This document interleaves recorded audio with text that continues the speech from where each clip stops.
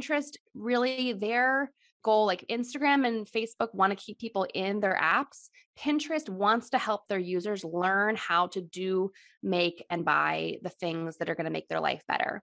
And the best way to do that is to send the users over to your website so they can find the instructions or your review or your products or whatever it is. It's just a very supportive platform for creators. Welcome to the Pet Marketing Podcast. I'm your host, Skarlet Rockwood. As a content marketer for pet professionals, I love talking with other marketers and business owners in the pet industry and sharing their marketing advice with you. So join me for the latest episode and learn how to grow your audience, increase your revenue, and impact the lives of pets and their people.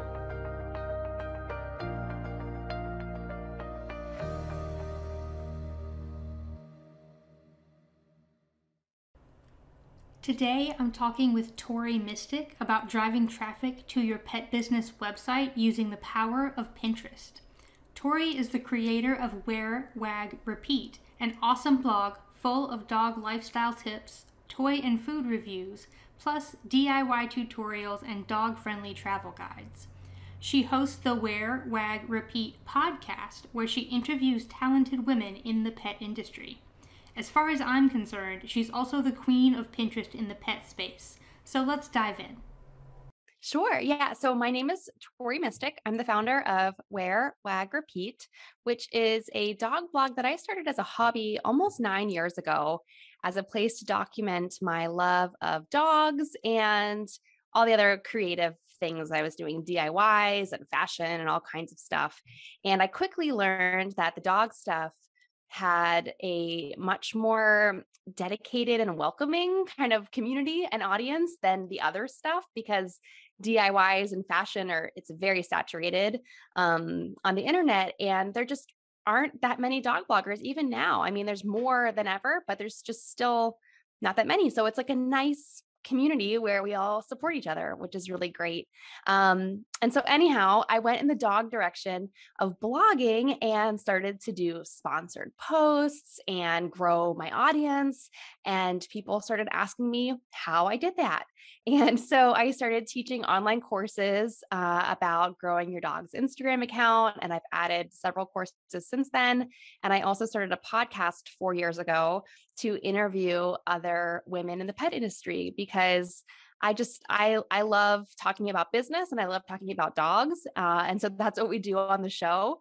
And here I am today on your podcast. So full circle. Awesome. Yes. So thank you so much for being my first ever podcast guest.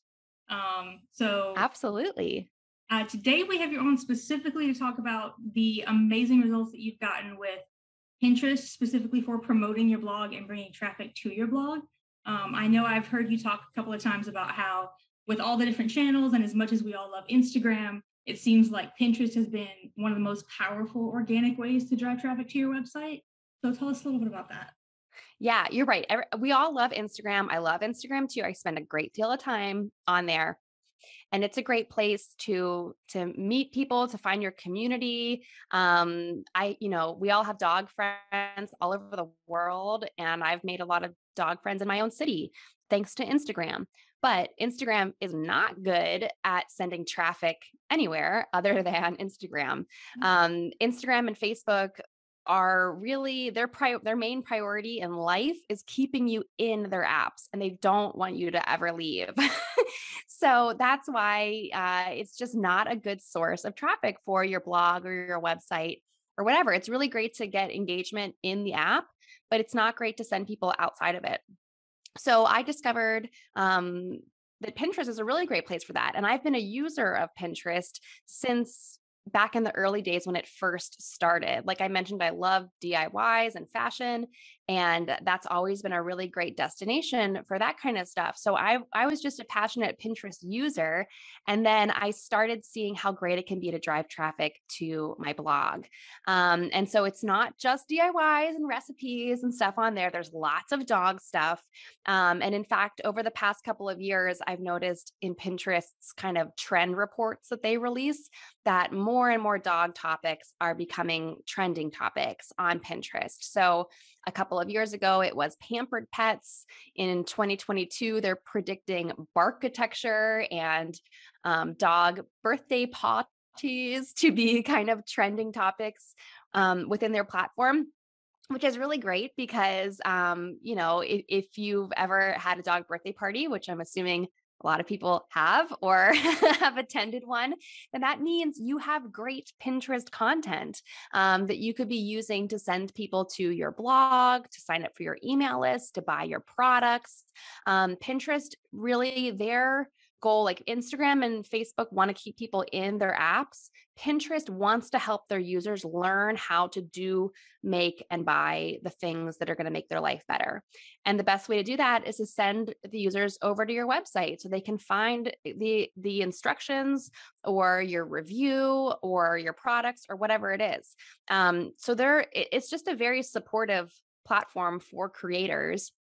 And I think that 20 minutes spent on Pinterest is better long term than 20 minutes spent on other apps.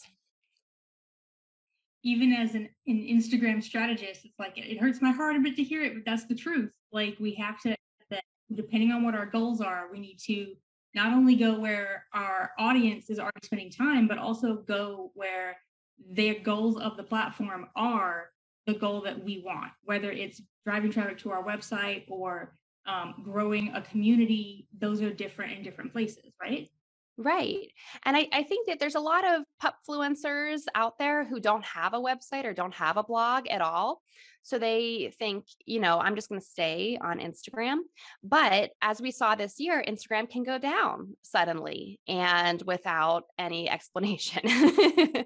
And so it's important to build up your audience in other places. And I would say, building up your email list is probably the most valuable thing you can do as a pupfluencer if you want to, make money or turn it into a side hustle or a full-time job.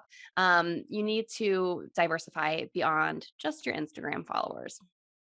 Absolutely. And let's take a little bit of a sidetrack there for a second and talk about why someone who is a petfluencer or not necessarily a company and doesn't have a blog, or they're a new company and maybe only they have an Etsy or something like that, why do they need their own website versus just using these other platforms?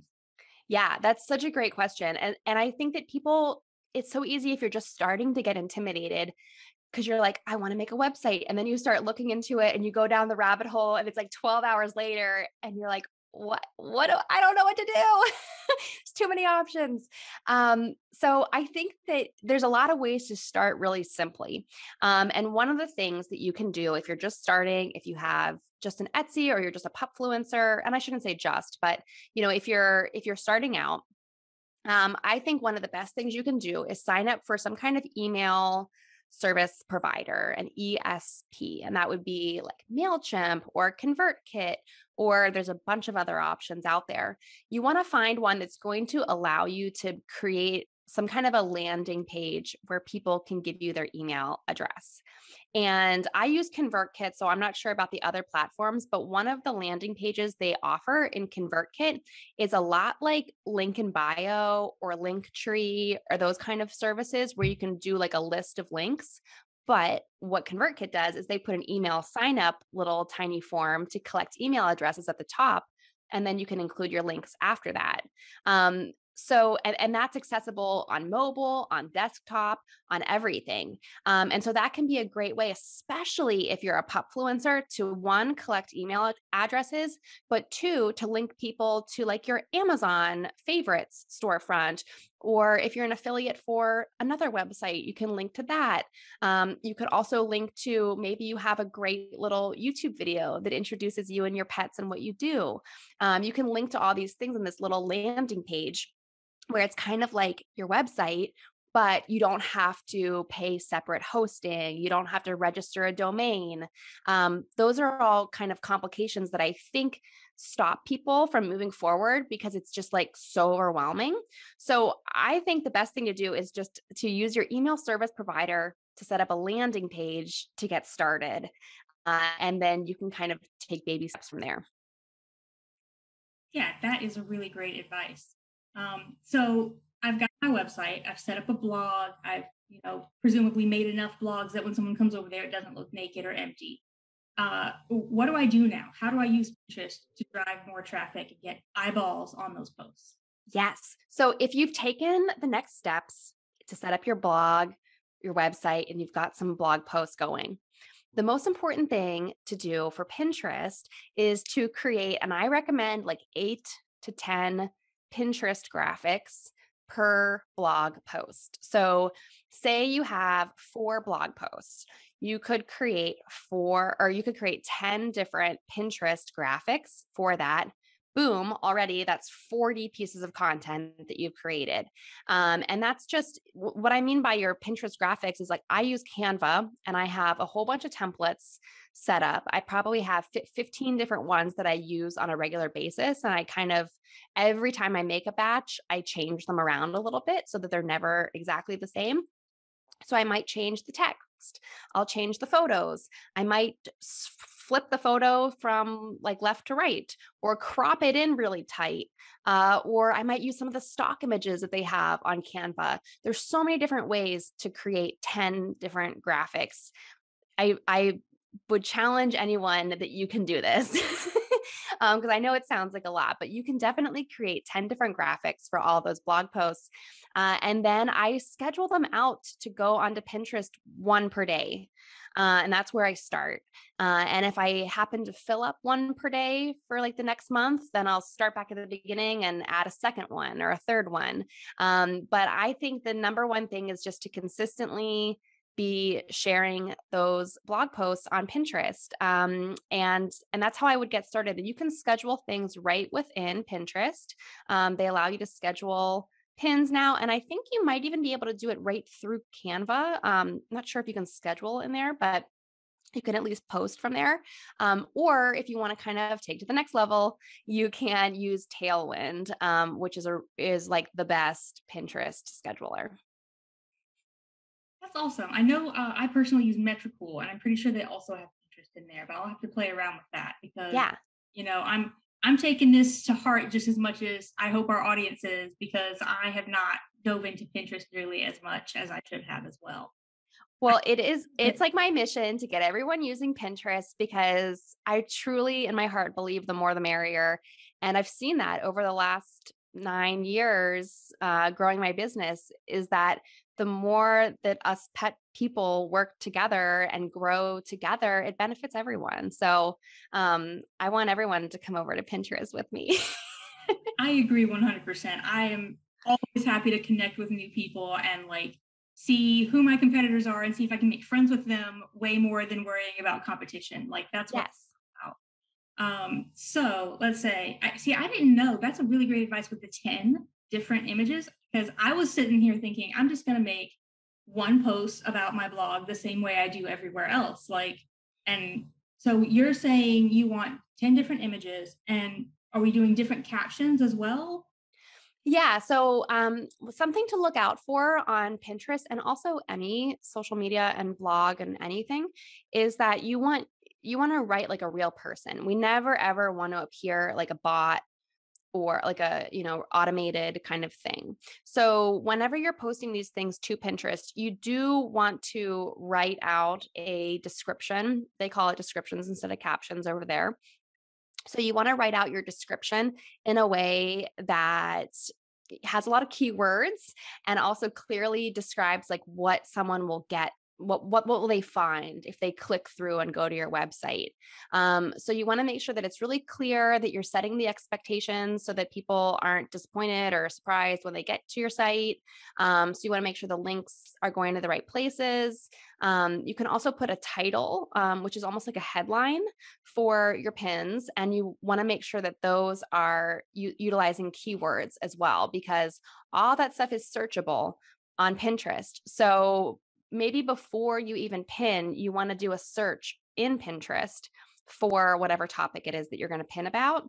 So you can kind of see what else comes up, what words other people are using, and make sure that your search terms do give you the results that you're looking for. Like I have chocolate labs. And so sometimes I notice that certain hashtags on Instagram or certain keywords in other places, chocolate lab will turn up people who do like chocolate dessert science. And it's not dog related at all. So in that kind of circumstance, it is important to kind of check your keywords before you use them. Absolutely. I've seen that a lot with people who have like golden doodle accounts. They'll use things like hashtag doodle, and really you're going to like a bunch of sketches. Exactly. Yeah. So I've similar seen that thing. You too. definitely want to check that. Hmm. So you also, this kind of goes back to when you're writing the blog post or creating the title for the podcast or whatever it is you're sharing on Instagram.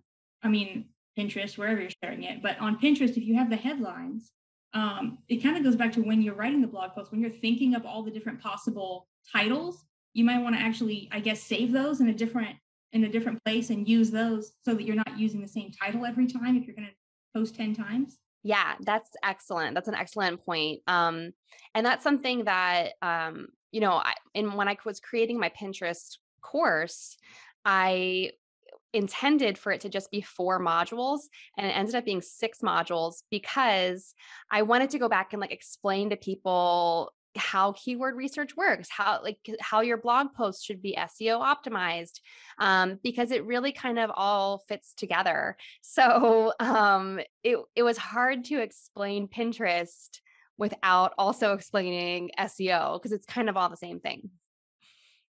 Right. So anytime you're doing SEO for your blog, you can really use that same research when you're putting together your Pinterest post, right? Yes. Yeah. And I recommend if you're doing that kind of research and putting that work into writing your blog posts, then you can really use the content of your blog post as your descriptions for Pinterest because you've already put so much work into having the right words in there. Great advice. So you can like pull the same way that I would recommend pulling snippets for like quote posts or something on Instagram. You can do the same thing of pulling out like one paragraph or one really quotable snippet and using Yeah. it for one of your Pinterest posts. Yeah, exactly. And like anything that you're pulling out as like a quotable kind of graphic for Instagram, you also repurpose that into a Pinterest graphic. Sometimes quote graphics do really well on Pinterest. So it's all about just creating a lot of different variety, posting it all, and then experimenting and looking at your insights to see what's doing good. So when you are creating the different graphics, I know there's one size I've seen a lot on Pinterest that's kind of like the vertical image. Do you want to use that same size all the time, or are there different sizes that you want to switch between? So on Pinterest, you always want a vertical graphic. Um, the exact specifications, I can't remember off the top of my head because they change and like every platform is different. But in general, you want vertical. Back in the day, like maybe 5 years ago, there was a really, really long, like Pinterest would show the whole thing, even if you made like people were making infographics that were like really, really long. And Pinterest would show the whole thing. Nowadays, they kind of crop it off. So I would kind of just look in the app and you can also Google like the ideal size, but luckily Canva will just tell you the ideal size and you can just go with that. But it is a vertical orientation. You can Speaking of repurposing, if you're making any graphics for your Instagram stories, those could also be things that might be good Pinterest graphics because it's a similar dimensions. So yeah, you want them to be vertical. Anything that's horizontal, it's just going to look really small on the app or on the website. So yeah, stick with vertical. And you can put text on your graphics as well. I know that over the years, there's been differing opinions of whether text is good on Instagram or not. But on Pinterest, it is always good because you want people to know really clearly what your content's about. Yeah, that makes a lot of sense because when I'm on Pinterest, I'm really looking for something that's going to dig deep into some whatever information it is that I'm kind of gathering information on. Right. I care a lot more with the image, less about like how visually appealing it is, even though it does need to be a good graphic. I think having text on there, even as someone who isn't a Pinterest expert and I've just used it a few times, I do click a lot more on the ones that have really clear, like telling me what it is. Oh yeah. Yeah, like for example, if you're writing a blog post about arthritis in dogs, maybe you have this great blog post, you've put all this research and data and medical facts and all this stuff in it and put your own stories of your own dog and you've written this great blog post. You might go over to Instagram and post a picture of your senior dog and write a caption, or maybe you post a video of your dog kind of limping with their arthritis to illustrate this story. When you go over to Pinterest, you're going to want to you can use an image of your senior dog or a stock image or whatever, but you're definitely going to want to put text on there, like 5 things that helped my senior dog with arthritis or 3 signs of arthritis in your dog. Things like that, that kind of text is really going to get people's attention and they're going to know immediately what it's about. If they just saw a picture of a senior dog, it could be about anything. Like they don't know. So on Instagram, it's different because it's a lot of people who are following you. They know your dog. But on Pinterest, there's more of a chance that someone doesn't know you and they're just going to see the graphic. That makes a lot of sense because it is more, I'm searching for a specific thing versus I'm looking at what this person is up to, like it is over on Instagram. Yeah, exactly. Like on Instagram, like how we just started the conversation, it's like more about your community and making friends with people. But on Pinterest, someone's looking for a solution to something.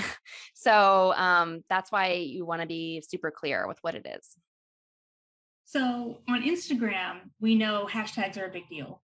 On Facebook, maybe not so much. A lot of people don't really, I personally advise not to use them because it's a disconnect where people think, well, this is cross-posted from another platform. So even though there's a functionality there, it's not really the native language. How does that translate over to Pinterest? How do hashtags work there? Yeah, on Pinterest, I don't advise using hashtags either because on Pinterest, something you want to be careful in your descriptions.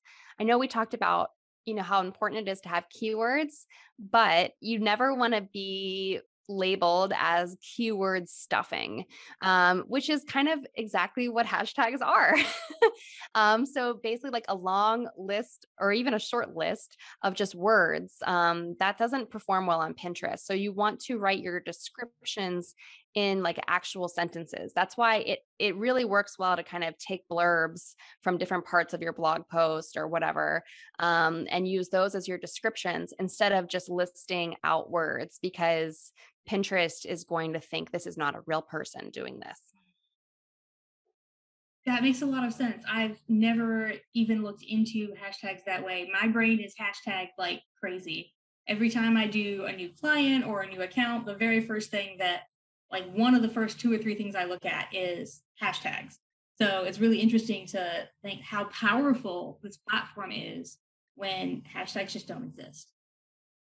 Yeah. And it is analyzing the words in your description. And so you can like, if you have a list of hashtags in mind, you could use those to actually write a paragraph and put them in it. But I wouldn't just like list a bunch of words at the end at least on Pinterest. Okay, so you could actually take the same mentality of these are hashtags I would go for if I posted this on Instagram, and then try to actually just use those words in your description. Yeah. Yeah. Depending on what they are. I mean, some hashtags aren't going to make sense. Like I do a lot of stuff about Westpaw Topple. That's our favorite dog toy. And so they have a hashtag Topple Tuesday. Well, Topple Tuesday doesn't really translate beyond the hashtag. It doesn't mean anything to anyone else. So that would be a really great Instagram hashtag to find other people who love topples. But it wouldn't probably work. The word topple might work. Westpaw Topple might work. But Topple Tuesday won't mean anything. No one's going to probably search for that on Pinterest. sense. So I think that's pretty much all the questions that I had already thought up on, what I don't understand about Pinterest. Is there anything that I haven't really thought of or asked about that you think everyone should know? So I think one of the common misconceptions about Pinterest is that it is just recipes and DIYs and stuff. So I just want to remind people again that there's tons of dog stuff on there. Pinterest is constantly improving and coming out with new features. And so you can link it up to your shop and have shoppable pins. You can have rich pins that kind of include your recipe if you're doing some kind of a recipe or a DIY. And there's also the newest kind of biggest feature on Pinterest is idea pins. When they first released it, it was called story pins, which was very confusing to people because of Instagram stories. And so I'm really glad that they changed it to idea pins because I think it's more clear and tells people what the point of that is. So that's kind of to share ideas, so that it's similar to Instagram stories, but a lot of people don't use their stories this way. You want to share like 3 or 4 slides basically that tell a story in your idea pins. And those are really awesome. My idea pins have like over 5 million impressions or something like that. So I'm always getting email alerts from Pinterest, like you're up to 100,000. I don't know. So idea pins are a great kind of underused feature. And I think if everyone would use them, there's just so much potential because a lot of people are afraid to try it or aren't using it. So with any app, you always want to try their new features because they're going to push you out more because they want people to use their new features. Yeah, it's the same way with like Instagram Reels. Like whatever's new is what's going to get the most reach and impressions because the platform wants people to use it, right? Exactly. So you could show off all kinds of stuff. Yeah, my idea pins that do really well is I have like a snuffle mat DIY. One that just I tie-dyed some dog bandanas. So they are kind of DIY related. But you can do anything. I've even shared podcast episodes on there to say like, here's 5 podcast interviews with women in the pet industry. So you can share anything using that feature. Awesome. Yeah, I have heard a little bit about the idea pins, but I don't think I realized exactly how kind of powerful they were in terms of increasing the number of people that see you on Pinterest. Yeah, because Pinterest also has something called the Today like channel or something. I don't know.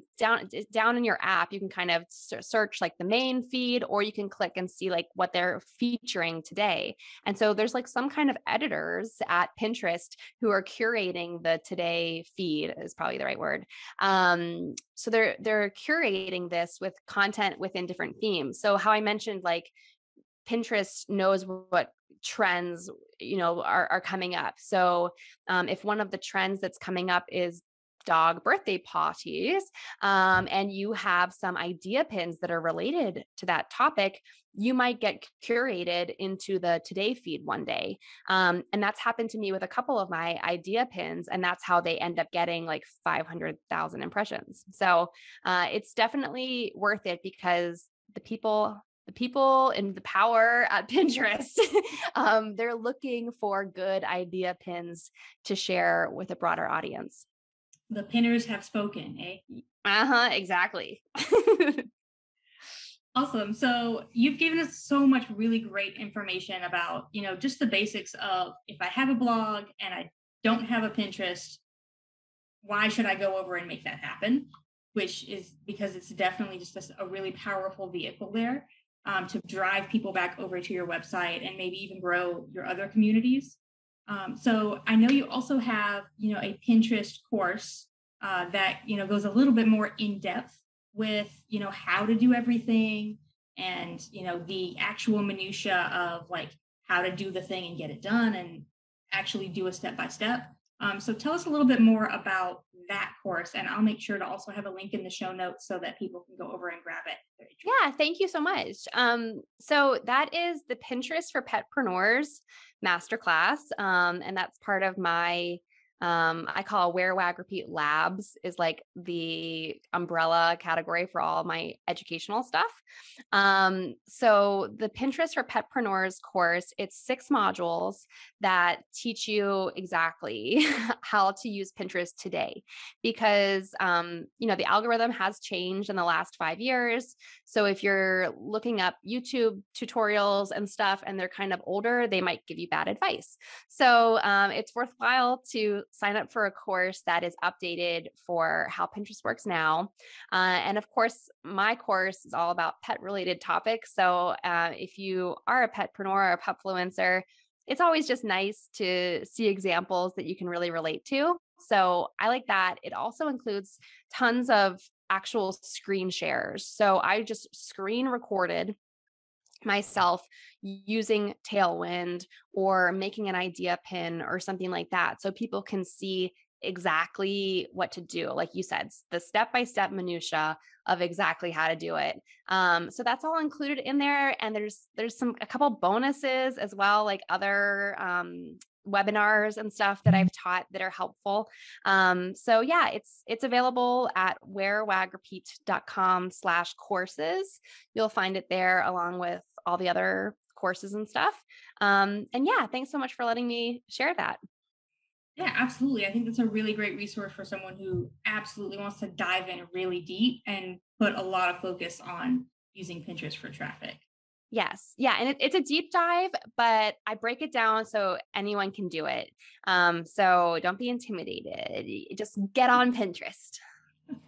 And about how much time, do you know, like based on how long the videos are and how long it takes to implement, like how much time, if I'm going to buy the course and binge it, what is like the time commitment that I'm making there?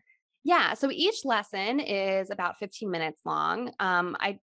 In every course in my membership and everything, I always try to make everything about 15 minutes so that it's not intimidating or daunting to tune into. So I make those kind of short. So the lessons are about 15 minutes. And like I said, there's 6 modules. So theoretically, you could binge it all in a couple of hours. But then to implement it, of course, it's going to take some time. And if you don't have any blog posts written or any content written yet, that'll obviously take a little bit longer to create that stuff, so that then you can create pins, send traffic to it. But there's plenty of ways you can get started right away with, creating pins. You can even create pins that send people to Instagram. I mean, you can send people anywhere. A really awesome thing about Pinterest is that they permit you to use affiliate links. So if you wanted to, you could create pins that just go directly to your affiliate link on another retailer's website. And that would be a super easy way to get started. So I tell you how to do all of that in the course. I think that to give you like a more succinct answer, a couple of weeks probably is how much time you would need to implement everything. And that's assuming you've got like nothing but an Instagram account to start with. Yeah. Yeah. I mean, if you want to set up a brand new website and blog, I mean, there is no limit to how much time you could spend doing that. But my philosophy is kind of like done is better than perfect. So like, let's just get the ball rolling. Let's get something up there. Let's get it started. And then we can always fine tune and fix it later. I am exactly the same way. I think anyone who looks back on like, I think it was like March or April of this year that I did my first masterclass for Social Academy, and I launched that. And I also did the Reach More Pet Parents Challenge, which I did in my Facebook group in January. And if you look back at those versus even the things I put out this month, you can tell that I believe that because it has definitely been tweaked and improved over time. Yeah, but everyone has to start somewhere. I mean, one of my business idols is Sara Blakely, the founder of Spanx and the inventor of Spanx. And when she first made that, she just cut the legs off of a pair of stockings. So everyone has to start somewhere. Yeah, that is so true. So anyone who is listening to this, definitely don't feel intimidated. or feel like, going to look at Tori's Pinterest or somewhere else and think that like you have to be this good to get started, because it definitely is something that, the more you do it, then the better it's going to get. Yeah. And everything takes time too, so, especially even if you're starting a new Instagram account, you can't expect to go viral overnight. I mean, sure, it happens to some people, but typically it can take a few months to kind of get the momentum going on any platform, on anything. So you're not alone. It takes everyone a long time to get everything going. So just start now so that you're a little bit ahead. Yeah, I can't remember who the quote is from, but one of my favorite quotes is, "The best time to start is yesterday. The second best time to start is now." Yes. Yeah. That's the best advice. Well, thank you so much, Tori, for joining us and for sharing all this awesome Pinterest gold. I'm really hoping that my audience is going to appreciate it. I know I've had a couple people in the Academy that have specifically asked for more information on Pinterest. So I am so glad that you were able to join us today. Yeah, awesome. I'm always happy to talk about Pinterest and dogs and business. So thanks for having me. What was your favorite thing about this episode? Hit me up on Instagram at Skarlet Rockwood to tell me about it or ask any questions that you have about marketing your own pet business. If you know other pet professionals who would love this podcast, go ahead and screenshot this episode and share it to your Instagram stories. Be sure to tag me when you do, because seeing who's listening and hearing your feedback is 100% what motivates me to keep doing what I do. You can also join the Content Marketing for Pet Professionals Facebook group to connect with other pet industry professionals like you. If you'd like to follow up on any of the resources or links mentioned in this episode, you can find them in the show notes. Don't forget to be awesome, and I'll see you in the next episode.